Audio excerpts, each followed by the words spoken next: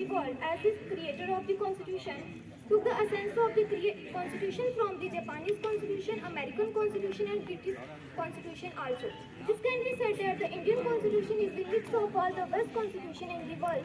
Any harm done to the democratic and secular fabric of the nation is to be punished, as this means harm to the democracy of India, which in turn means the harm of Constitution of India. Thank you.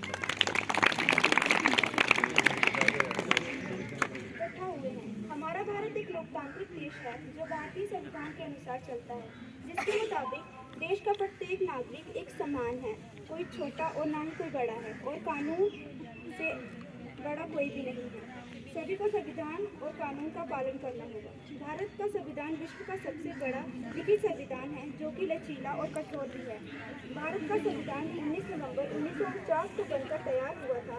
ऐसे में 15 अक्टूबर 2015 को देश के प्रधानमंत्री श्री नरेंद्र मोदी जी ने संविधान के निर्माता भीमराव अम्बेडकर की जयंती पर इस बात की घोषणा की कि भारत में 26 नवंबर को संविधान दिवस मनाया जाएगा। तब से संविधान दिवस मनाने की परंपरा शुरू हो गई, जो आज तक कायम है और आगे भी रहेगी। जैसे कि आप लोग जानते हैं कि लंबे संघर्ष के बाद 15 अगस्त 1947 को देश आज़ाद हुआ। उस समय देश के बुद्धिजीवियों के सामने समस्या थी कि देश को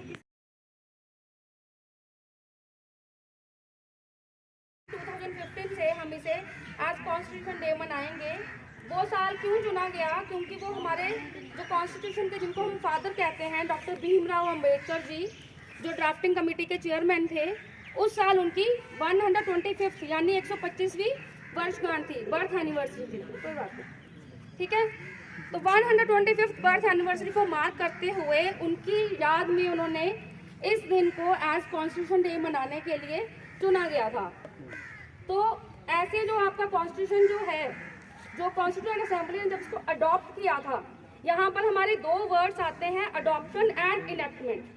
यानी जिस दिन कॉन्स्टिट्यूशन कमेटी ने, कॉन्स्टिट्यूएंट असेंबली ने हमारा कॉन्स्टिट्यूशन बनाया था, लगभग 2 साल 11 महीने और 18 दिन के बाद जब ये बना था, तो इस दिन को उन्होंने 26 नवंबर को उन्होंने इसको अडॉप्ट किया था, लेकिन उसको इन्फोर्स नहीं करवाया था, यानी वो लागू नहीं हुआ था, इनेक्टमेंट नहीं हुई थी। वो इनेक्टमेंट जो उसकी है वो इसकी 26 जनवरी 1950 में हुई थी।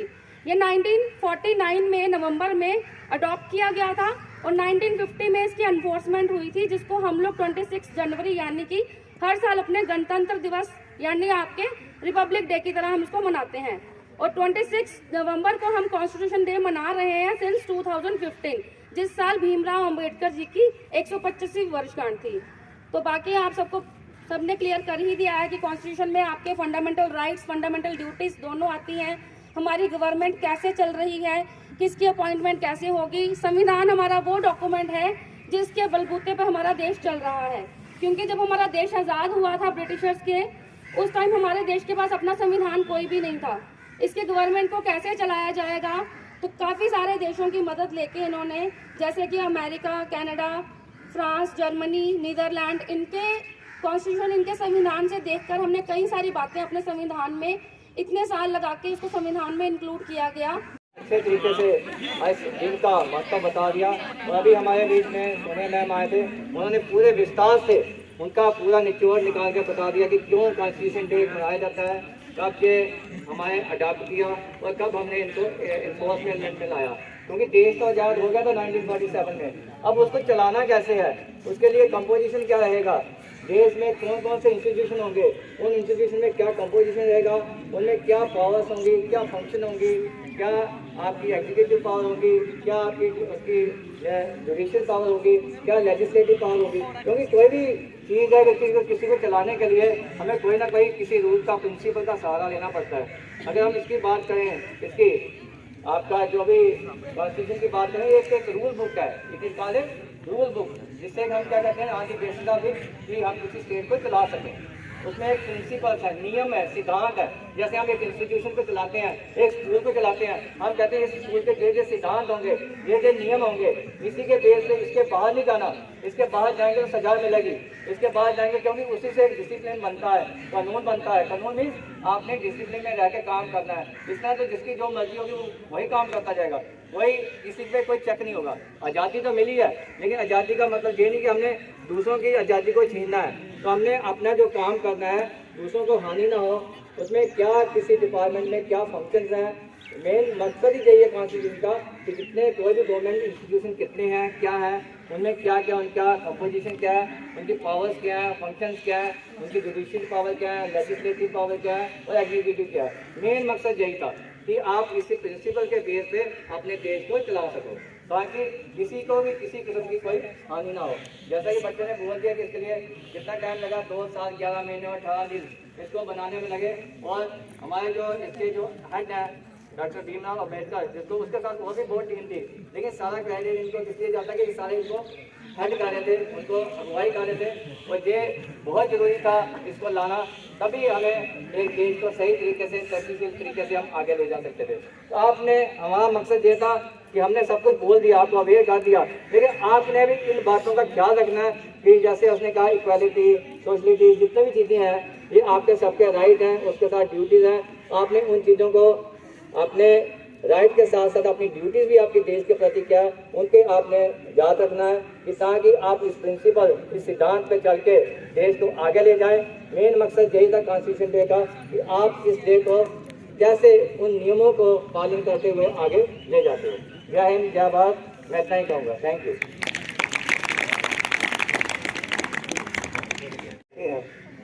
जिसके जरिए हमारा जो भारत है वो चलता है, जिन कानूनों के जरिए वो हमारा जो भारत है वो चलता है, वो वाली ये एक किताब है। ये 26 नवंबर को ही क्यों मनाते हैं? क्योंकि इसी दिन 26 नवंबर को ही ये अडॉप्ट किया था, ये बनकर तैयार हो गया था। इसको 2 साल 11 महीने और 18 दिन लगे थे बनाने में। और ये हमारा जो कॉन्स्टिट्यूशन है ये पूरी दुनिया में सबसे लेंथी और हैंड रिटन है। हैंड रिटन बड़ी बात है, हैंड रिटन। और ये एक ऐसा कॉन्स्टिट्यूशन है कि इसमें सभी के जो राइट्स है, क्योंकि आप जानते हैं कि हमारा जो भारत है मल्टी रिलीजियस है, मल्टी कास्ट है, कलर है, क्रीड है, मल्टी लैंग्वेज है, तो इनके सभी के राइट्स जो है इनमें प्रोटेक्ट किए हैं। जो वीकर सेक्शन के हैं उनके भी हमने ये राइट्स जो है हमने प्रोटेक्ट किए हैं। और एक बहुत बड़ा एक अच्छा बैलेंस जो है ये कॉन्स्टिट्यूशन हमें डॉक्टर भीमराव अम्बेडकर और उनकी जो कमेटी मेंबर के द्वारा जीत दिया है। तो मैं आज डॉक्टर भीमराव अम्बेडकर जी को और उनके जो कमेटी मेंबर को मैं तहे दिल से सैल्यूट करता हूं उनको, जिन्होंने एक इतना अच्छा जो कॉन्स्टिट्यूशन बड़ी मेहनत के साथ उन्होंने बनाकर हमें दिया। और बाकी मैं ये कहूंगा, चाहे कॉन्स्टिट्यूशन जितना मर्जी अच्छा हो, जितना अच्छा क्यों ना हो, लेकिन उसको चलाने वाले अगर लोग बुरे होंगे तो ये बुरा साबित होगा। अगर कॉन्स्टिट्यूशन कितना भी बुरा क्यों ना हो, अगर लोग उसको चलाने वाले अच्छे होंगे तो अच्छा ही साबित होगा। तो मेरा ये आपका कहना है कि आप सबसे पहले सभी लोग आप अच्छे बन जाओ। आज संकल्प लो कि हम कोई भी जो काम है या किसी के प्रति हम कोई बुरा या कोई काम नहीं करेंगे, एक अच्छे बनकर एक अच्छे नागरिक की तरह हम जा रहेंगे। तो जय हिंद, जय भारत।